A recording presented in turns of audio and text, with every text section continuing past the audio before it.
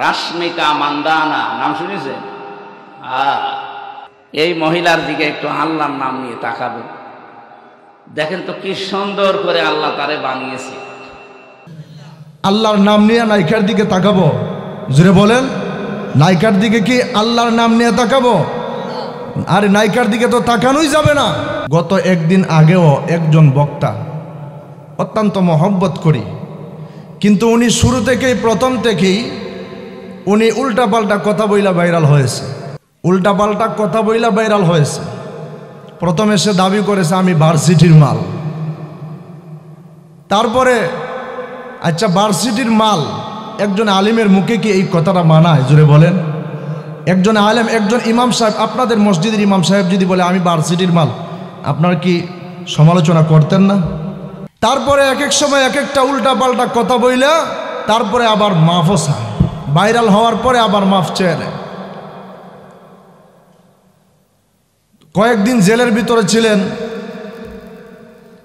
আবার অনেক সুন্দর তাফসিরও করেন।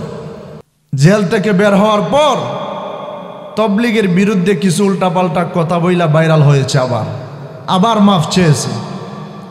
বিভিন্ন সময় আরেকবার একটা কথা বলছে যে কোনো মুমিন বান্দা বান্দি যদি একবার জাহান্নামে যায় আর জান্নাতে আসতে পারবে না। অথচ স্পষ্ট আছে হাদিসের ভিতরে, কোনো মুমিন বান্দা বান্দি যদি জাহান্নামের মধ্যে যায়, তার ভিতরে যদি বিন্দু পরিমাণ ঈমান থাকে, আল্লাহ রাব্বুল আলামিন একদিন না একদিন তাকে মাফ করে জান্নাতে দিয়া দিবে। সুবহানাল্লাহ জোরে বলেন।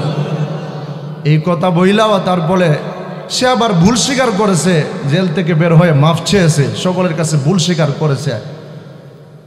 এইভাবে এক এক সময় এক একটা কথা বলে উল্টাপাল্টা কথা বইলা এভাবে ভাইরাল হয়। কত একদিন আগেও দেখলাম বলতেছে বিশ্ব সুন্দরী ইন্ডিয়ার একটা নায়িকার কথা বলেছে, আমি এই নায়িকার নামও জীবনে শুনি নাই। বলতেছে যে আল্লাহর নাম নিয়া ওই নায়িকার দিকে তাকাও, দেখো আল্লাহ তাকে কত সুন্দর করে বানাইছে। নাউজুবিল্লাহ জোরে বলেন। আল্লাহর নাম নিয়ে নায়িকার দিকে তাকাবো? জোরে বলেন, নায়িকার দিকে কি আল্লাহর নাম নিয়ে তাকাবো? আরে নায়িকার দিকে তো তাকানোই যাবে না। আপনি আল্লাহর পরিচয় পাইতে গেলে দুনিয়ার আর কোনো কিছু দেখতে হবে না।